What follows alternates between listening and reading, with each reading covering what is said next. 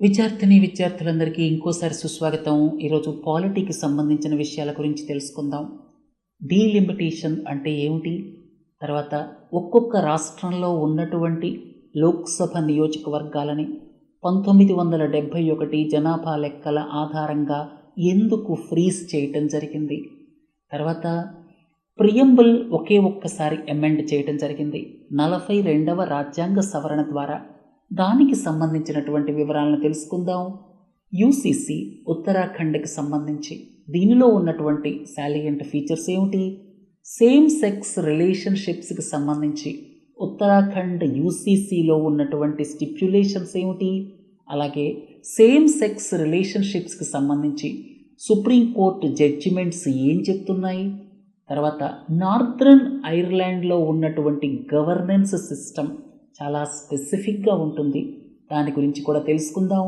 అలాగే standard of living పెరగటం కోసం ప్రభుత్వం గత 10 సంవత్సరాల కాలంలో తీసుకున్నటువంటి చర్యలేమిటి, ఎందుకంటే మల్టీ డైమెన్షనల్ పావర్టీ 25 కోట్ల మందికి తగ్గించగలిగాం నీతి ఆయోగ్ రిపోర్ట్ ప్రకారం.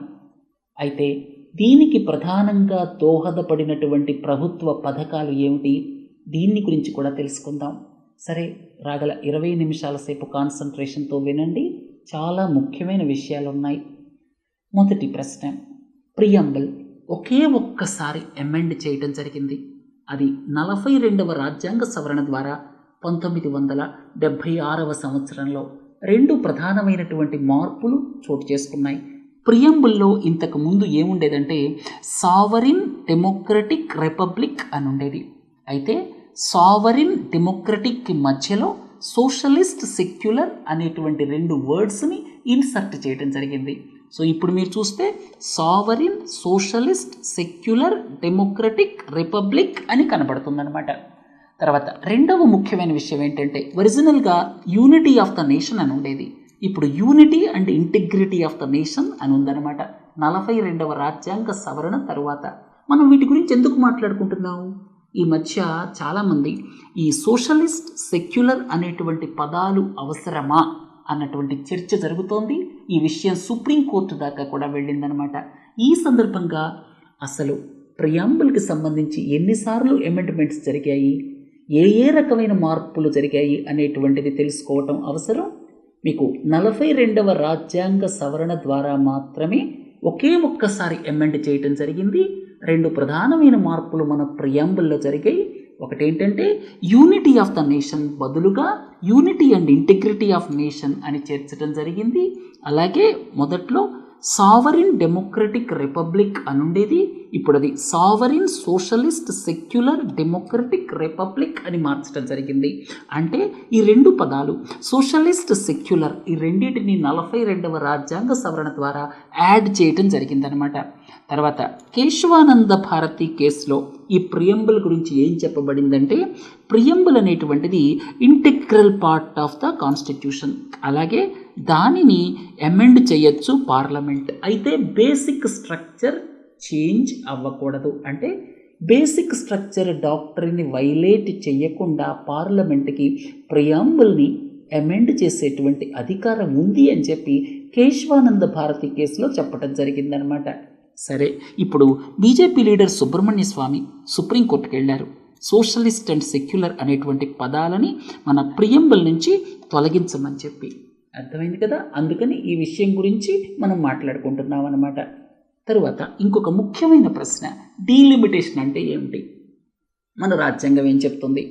రాజ్యాంగంలో ఉన్నటువంటి ఆర్టికల్ 82 అలాగే 170 ఈ 2 ఏం చెప్తున్నాయంటే లోక్సభ అలాగే స్టేట్ లెజిస్లేటివ్ అసెంబ్లీస్కి సంబంధించి ఇక్కడ 82వ ఆర్టికల్ అంటే లోక్సభకి సంబంధించి, 170 అంటే స్టేట్ లెజిస్లేటివ్ అసెంబ్లీస్కి సంబంధించి. ఇక్కడ ఈ రెండింటికి సంబంధించి కూడా ప్రతి జనాభా లెక్కల తరువాత డీలిమిటేషన్ జరగాలి. అంటే కాన్స్టిట్యూషనల్ ప్రిన్సిపల్ ఏమిటి, ప్రతి ఒక్క నియోజకవర్గం కూడా ఈక్వల్ పాపులేషన్ని రిప్రజెంట్ చేయాలి. ఉత్తరప్రదేశ్లో ఉన్నటువంటి లోక్సభ నియోజకవర్గం కావచ్చు, కేరళలో ఉన్నటువంటి లోక్సభ నియోజకవర్గం కావచ్చు, అవి ఈక్వల్ పాపులేషన్ని రిప్రజెంట్ చేయాలి యాజ్ ఫార్ యాజ్ ప్రాక్టికబుల్. ఏదో చిన్న ఎక్సెప్షన్స్ ఉండొచ్చు, బట్ మన కాన్స్టిట్యూషనల్ ప్రిన్సిపల్ ఏంటంటే ప్రతి నియోజకవర్గం ఈక్వల్ రిప్రజెంటేషన్ ఉండాలి అనేటువంటిది మన ప్రిన్సిపల్ అనమాట. దానికి అనుగుణంగా 82 అలాగే 170 రాజ్యాంగంలో ఉన్నటువంటి అధికరణాలు ఏం చెప్తున్నాయంటే ప్రతి జనాభా లెక్కల తర్వాత మీ అందరికీ తెలుసు 1951, 61, 71, 81 ఇట్లా ప్రతి 10 సంవత్సరాలకి జనాభా లెక్కలు జరుగుతుంటాయి కదా. ప్రతి జనాభా లెక్కల తరువాత ఈ డీలిమిటేషన్ ప్రాసెస్ ద్వారా ఈ నియోజకవర్గాలని ఈక్వల్ జనాభా ఉండేటట్టు ప్రతి నియోజకవర్గానికి వాటి బౌండరీస్ని మార్చాలి అని చెప్పి రాజ్యాంగం చెప్తుంది. అయితే ఇంకొక ముఖ్యమైన విషయం ఏంటంటే ఈ డీలిమిటేషన్ ప్రాసెస్ని పెర్ఫామ్ చేయడానికి డీలిమిటేషన్ కమిషన్ అనేటువంటి దాన్ని అపాయింట్ చేస్తారు. ఇది పార్లమెంట్ అపాయింట్ చేస్తుంది. ఇది ఇంకొక ముఖ్యమైన విషయం అన్నమాట. అయితే రాజ్యాంగంలో చెప్పినటువంటి 82వ అధికరణం 170వ అధికరణం ప్రకారం వరుసగా 1951 జనాభా లెక్కలని అనుసరించి, 61 జనాభా లెక్కల్ని అనుసరించి, 71 జనాభా లెక్కల్ని అనుసరించి మనకి డీలిమిటేషన్ జరిగింది. పార్లమెంటరీ నియోజకవర్గాలు కూడా ఇలా 494, 522, 543 అట్లా మారిపోయాయి అన్నమాట. ఇప్పుడు మనం చూస్తున్నటువంటి 543 లోక్సభ నియోజకవర్గాలు ఏవైతే ఉన్నాయో అవి 1971 జనాభా ప్రాతిపదికన ఏర్పడినటువంటి అన్నమాట. తర్వాత 2001 జనాభా ప్రాతిపదికన ఏం చేశారంటే డీలిమిటేషన్ కమిషన్ని ఏర్పాటు చేసి ప్రతి రాష్ట్రంలో నియోజకవర్గాల సంఖ్యని మార్చకుండా ఆ రాష్ట్రం లోపల బౌండరీస్ మార్చారు. అంటే ఇంతకుముందు తమిళనాడులో 39 ఉంటే 39 ఉన్నాయి, కేరళలో 20 ఉంటే 20 ఉన్నాయి, వాటిని మార్చలేదు. కానీ వితిన్ ద స్టేట్ బౌండరీస్ మార్చారనమాట. సో ఇది 2001 జనాభా లెక్కల ఆధారంగా 2002, 2007 ప్రాంతంలో ఇది జరిగిందనమాట. ఆ డీలిమిటేషన్ కమిషన్కి ఒక్కొక్క రాష్ట్రంలో ఈ లోక్సభ నియోజకవర్గాలని మార్చేటువంటి అధికారం ఇవ్వలేదు. Only within the state. అంటే అప్పుడు కంబైన్డ్ ఆంధ్రప్రదేశ్లో 42 సీట్లు ఉండేవి. ఆ 42 సీట్ల యొక్క బౌండరీస్ మార్చడం జరిగిందనమాట. ఆ సందర్భంగానే మల్కాజ్గిరి లాంటి కాన్స్టిట్యువెన్సీస్ ఏర్పడటం జరిగిందనమాట. సో 2001 జనాభా లెక్కల ప్రకారం ఇప్పటి బౌండరీస్ ఉన్నాయి. అంతే తప్పితే టోటల్ నంబర్ ఆఫ్ కాన్స్టిట్యువెన్సీస్ ప్రతి రాష్ట్రానికి 1971 జనాభా లెక్కల ప్రకారం అన్నమాట.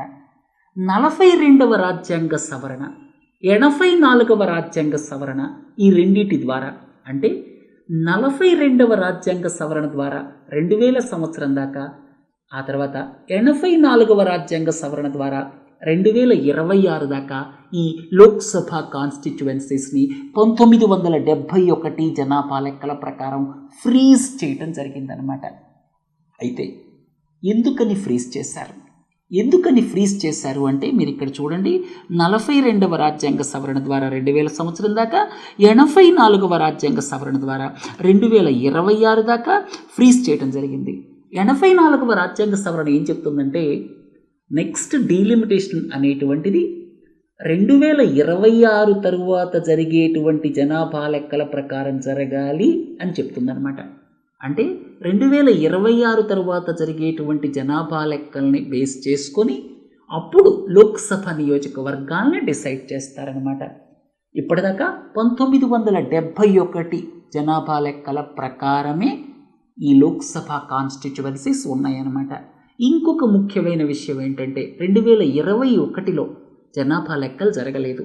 కాబట్టి ఈ జనగణన ఏదైతే ఉందో అది 2026 తర్వాత ప్రాబబ్లీ 2026, 27 ఆ టైంలో జరుగుతుందేమో చూద్దాం.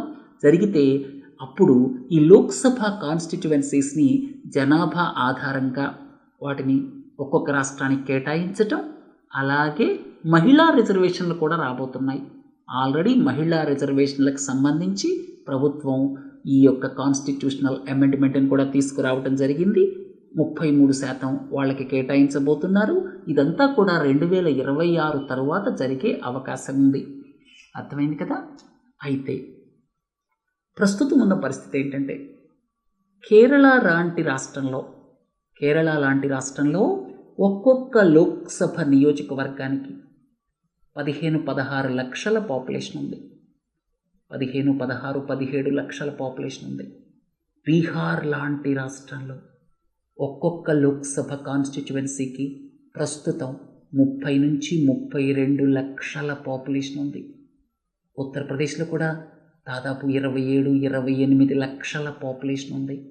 ఇక ఆంధ్రప్రదేశ్, తెలంగాణ లాంటి రాష్ట్రాల్లో ఒక్కొక్క లోక్సభ నియోజకవర్గం రిప్రజెంట్ చేసే పాపులేషన్ 20, 22 లక్షలు ఆ రేంజ్లో ఉంటుంది. అంటే 1971 తరువాత కొన్ని రాష్ట్రాల్లో జనాభా గణనీయంగా పెరిగిపోయింది. బీహార్, ఉత్తరప్రదేశ్, జార్ఖండ్ లాంటి రాష్ట్రాల్లో కొన్ని రాష్ట్రాల్లో జనాభా పెరుగుదల అంత లేదనమాట. కాబట్టి 2026 తర్వాత డీలిమిటేషన్ చేస్తే ఈ 543 ఉంటే, అంటే మొత్తం 543 అనుకుందాం.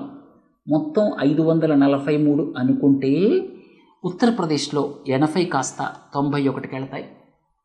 543 అనుకుంటే, పెంచలేదనుకుందాం, 543 అనుకుంటే 2026 తరువాత జరిగేటువంటి ఈ ఏదైతే డీలిమిటేషన్ ఉంటుందో దాని ప్రకారం ఉత్తరప్రదేశ్లో 80 కాస్త 91 అవుతాయి, బీహార్లో 40 కాస్త 50 అవుతాయి.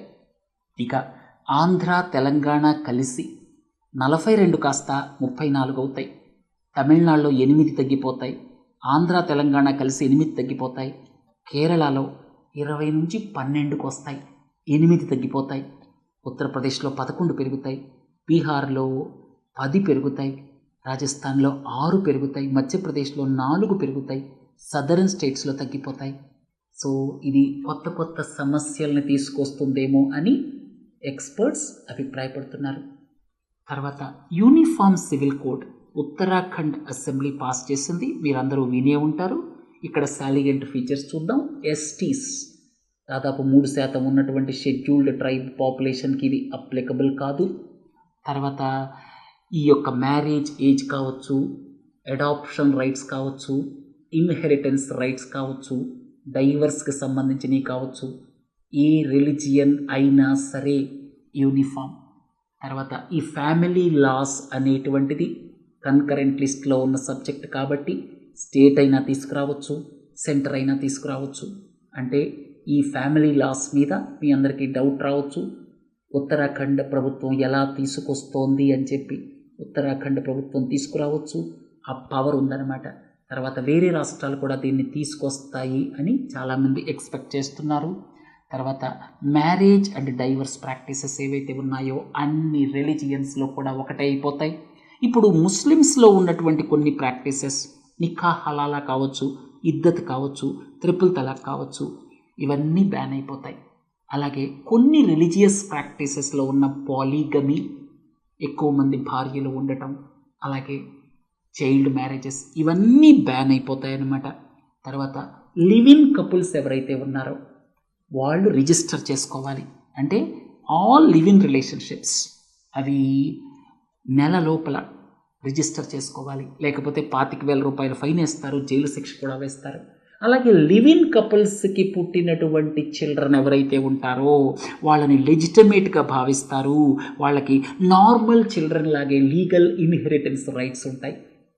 అయితే ఇక్కడ లివ్ ఇన్ రిలేషన్షిప్స్ రిజిస్ట్రేషన్ కావచ్చు, వాళ్ళకి సంబంధించి పెట్టినటువంటి నిబంధనలు ఏవైతే ఉన్నాయో అవి విమర్శలకి దారితీశాయి.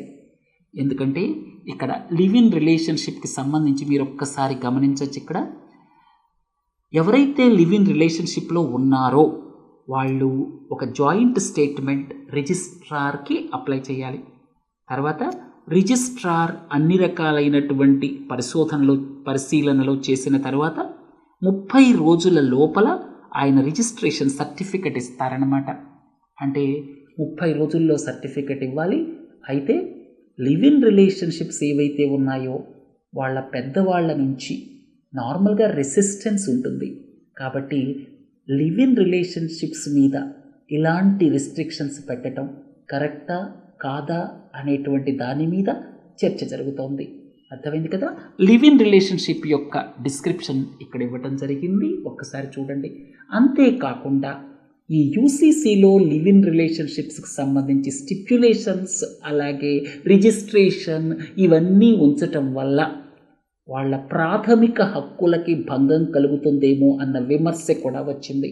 ఇక్కడ మీరు ఒక్కసారి గమనిస్తే సేమ్ సెక్స్ మ్యారేజ్ కేస్ అంటే సుప్రియో కేసులో సుప్రీంకోర్టు ఇచ్చినటువంటి తీర్పుని మీరు గమనిస్తే సేమ్ సెక్స్ మ్యారేజెస్ ఏవైతే ఉన్నాయో వాటిని అంటే ఇంటిమేట్ అసోసియేషన్స్ కదా అవి, ఒక 18 సంవత్సరాలు దాటినటువంటి అమ్మాయి కావచ్చు, 21 సంవత్సరాలు దాటిన అబ్బాయి కావచ్చు, వాళ్ళు కలిసి జీవించారనుకోండి, అది ఇంటిమేట్ అసోసియేషన్ కింద వస్తుంది. సుప్రీంకోర్టు ఈ తీర్పులో ఏం చెప్పిందంటే రైట్ టు ఇంటిమేట్ అసోసియేషన్, ఇలాంటి ఇంటిమేట్ అసోసియేషన్స్ ఏవైతే ఉన్నాయో అది ఫ్రీ స్పీచ్ అండ్ ఎక్స్ప్రెషన్ కింద అంటే ఆర్టికల్ 19 ప్రకారం ప్రొటెక్ట్ చేయబడతాయి అని చెప్పడం జరిగింది. అలాగే మీరు ఖుష్బూ కన్నియమ్మాల్ కేసును చూస్తే లివ్ ఇన్ రిలేషన్షిప్స్ అనేటువంటివి రైట్ టు లైఫ్ కింద వస్తాయి ఆర్టికల్ 21 ప్రకారం అని చెప్పడం జరిగింది. అంటే ప్రాథమిక హక్కు కింద సుప్రీంకోర్టు తీర్పులు చెప్పాయి. రైట్ టు లైఫ్ అనేమో కన్నియమ్మాల్ కేసులో చెప్పడం జరిగింది. ఖుష్బూ కన్నియమ్మాల్ ఆర్టికల్ 21 ద్వారా ఇంటిమేట్ అసోసియేషన్స్ ప్రొటెక్ట్ చేయబడతాయని చెప్పి, అలాగే article 19 free speech and expression దాని ప్రకారం ఆర్టికల్ 19 ద్వారా ప్రొటెక్ట్ చేయబడతాయి అని చెప్పి సేమ్ సెక్స్ మ్యారేజ్ ఏదైతే సుప్రియో కేసు ఉందో అక్కడ చెప్పడం జరిగిందనమాట. కాబట్టి క్రిటిక్స్ చెప్పేది ఏంటంటే యూసీసీ చట్టం ఏదైతే తీసుకొచ్చిందో ఉత్తరాఖండ్, అందులో ఉన్నటువంటి లివ్ ఇన్ రిలేషన్షిప్స్కి సంబంధించినటువంటివి ఈ సుప్రీంకోర్టు జడ్జిమెంట్స్కి వ్యతిరేకంగా ఉన్నాయని కామెంట్ చేయటం జరిగింది. తర్వాత యూసీసీ బిల్ ఆఫ్ ఉత్తరాఖండ్ మీద వచ్చిన కామెంట్స్ ఏమిటి? ఒకటేంటంటే ట్రైబ్స్ని మీరు ఎందుకు ఎక్స్క్లూడ్ చేశారు అన్న కామెంట్ వచ్చింది. 3% ఉన్నటువంటి ట్రైబ్స్ని మీరు ఎక్స్క్లూడ్ చేయటం వల్ల అది యూనిఫామ్ సివిల్ కోడ్ ఎలా అవుతుంది అని క్రిటిక్స్ ప్రశ్నిస్తున్నారు. రెండోది ఏంటంటే ఇప్పుడు మీరు ఈక్వల్ ఇన్హెరిటెన్స్ రైట్స్ అన్నారు అబ్బాయికి అమ్మాయికి అంటే పిల్లలకి. ఇప్పుడు కొంతమంది వెళ్ళి వాళ్ళ ఇన్లాస్ మీద అంటే ఇన్లాస్ కొంతమంది ఆడవాళ్ళని మీరు వెళ్ళి మీ పేరెంట్స్ దగ్గర ప్రాపర్టీ తీసుకురండి అని ప్రోత్సహించే అవకాశం ఉంది అని క్రిటిక్స్ చెప్తున్నారు. తర్వాత హిందూ అన్డివైడెడ్ ఫ్యామిలీ దీన్ని మీరు ఎక్స్క్లూడ్ చేశారు ఎందుకు అని ప్రశ్నిస్తున్నారు. తర్వాత ఆర్టికల్ 44 ప్రకారం ఒక వాదన ఏంటంటే కేంద్రం మాత్రమే కాంపిటెంట్ దేశం మొత్తానికి యూనిఫామ్ సివిల్ కోడ్ తీసుకురావడానికి. ఇన్ఫ్యాక్ట్ సుప్రీంకోర్టులో కొద్ది నెలల క్రితం ఇచ్చిన ఎఫిడవిట్లో కేంద్రం కూడా క్లియర్గా చెప్పడం జరిగిందనమాట, కేంద్ర ప్రభుత్వమే కాంపిటెంట్ అని చెప్పి. ఇప్పుడు రాష్ట్రం ఎలా తీసుకొస్తుంది అని చెప్పి చాలామంది క్రిటిక్స్ అడుగుతున్నారు.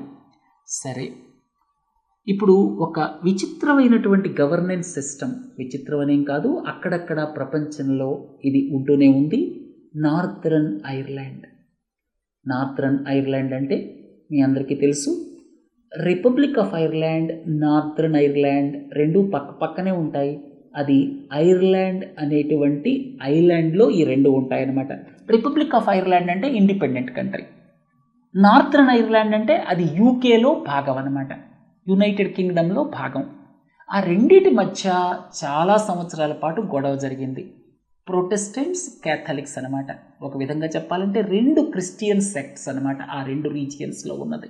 వాళ్ళ మధ్య చాలా కాలం పాటు గొడవ జరిగింది. ఆ తర్వాత గుడ్ ఫ్రైడే అగ్రిమెంట్ దాదాపు 25 ఏళ్ల క్రితం సంతకం పెట్టడం జరిగింది. దాని ప్రకారం నార్థరన్ ఐర్లాండ్లో ఉన్నటువంటి సిస్టమ్ ఏంటంటే ఎవరికైతే ఎక్కువ పర్సంటేజ్ ఓట్లు వస్తాయో వాళ్ళు ఫస్ట్ మినిస్టర్ పొజిషన్లో ఉంటారు. తర్వాత సెకండ్ ఎవరైతే వస్తారో వాళ్ళు ఫస్ట్ డెప్యూటీ మినిస్టర్ హోదాలో ఉంటారు. అంటే ఇక్కడ అందరూ కలిసి పరిపాలించుకుంటారు. ఎక్కువ ఓట్లు వచ్చిన పార్టీయే పరిపాలించాలని కాదు, కొంచెం తక్కువ ఓట్లు వచ్చిన వాళ్ళు కూడా అందులో భాగస్వామి అవుతారు. ఎందుకంటే అక్కడ ప్రొటెస్టెంట్స్, క్యాథలిక్స్ మధ్య అంతర్యుద్ధం చాలా కాలం జరిగింది. గుడ్ ఫ్రైడే అగ్రిమెంట్తో అది ఎండ్ అయింది. కాబట్టి మళ్ళీ అలాంటి పరిస్థితి రాకూడదు అన్నటువంటి ఉద్దేశంతో ఈ సిస్టమ్ని తీసుకురావడం జరిగిందనమాట. దీనికి ఒక పేరు కూడా ఉంది, ఒక్కసారి గమనించండి. తర్వాత మీ అందరికీ తెలుసు మల్టీ డైమెన్షనల్ పావర్టీని 25 కోట్ల మందిని మనం తగ్గించగలిగాం. అంటే మల్టీ డైమెన్షనల్ పావర్టీలో ఉన్నటువంటి పాపులేషన్ని 25 కోట్లు తగ్గించగలిగాం నీతి ఆయోగ్ రిపోర్టు ప్రకారం. అందులో 12 ఇండికేటర్స్ ఉన్నాయి. స్టాండర్డ్ ఆఫ్ లివింగ్కి సంబంధించినవి 7 ఇండికేటర్స్ ఉన్నాయి. ఆ ఏడిటిలో కూడా గణనీయమైనటువంటి ప్రగతి సాధించడానికి ప్రముఖ కారణం ఏంటంటే కేంద్ర ప్రభుత్వం గత 10 ఏళ్ల కాలంలో అమలు చేసినటువంటి పథకాలన్నమాట. ఇక్కడ లిస్ట్ అవుట్ చేశాను. ఉజ్వల, ప్రతి గ్యాస్ కనెక్షన్కి 1600 రూపాయల సబ్సిడీ ఇచ్చి కేంద్రం ప్రోత్సహించినటువంటి ఈ పథకం దాదాపుగా 9 కోట్ల మందికి గ్యాస్ కనెక్షన్స్ ఇవ్వటానికి ఉపయోగపడింది.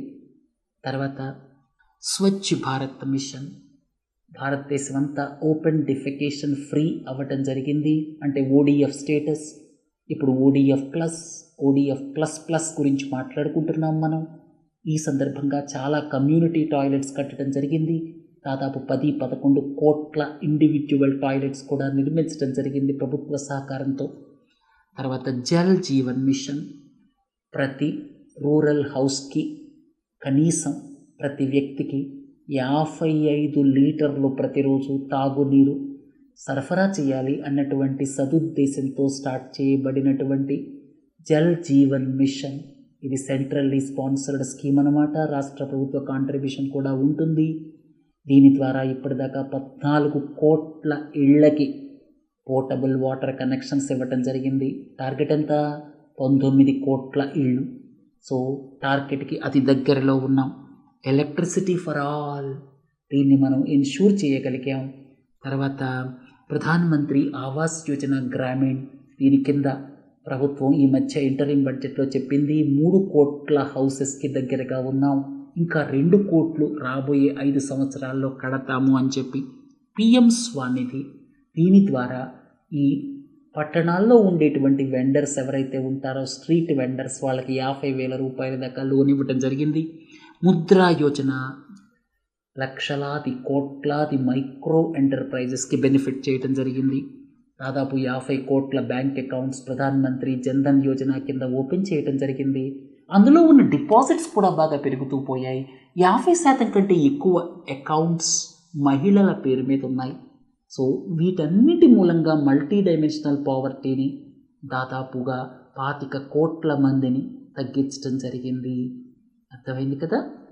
ఇంతటితో పాలిటిక్స్ సంబంధించిన విషయాలకి ముగిద్దాం. మళ్ళీ రేపటి మాడ్యూల్లో మిస్సెలేనియస్ ఈవెంట్స్తో కలుద్దాం. నమస్తే.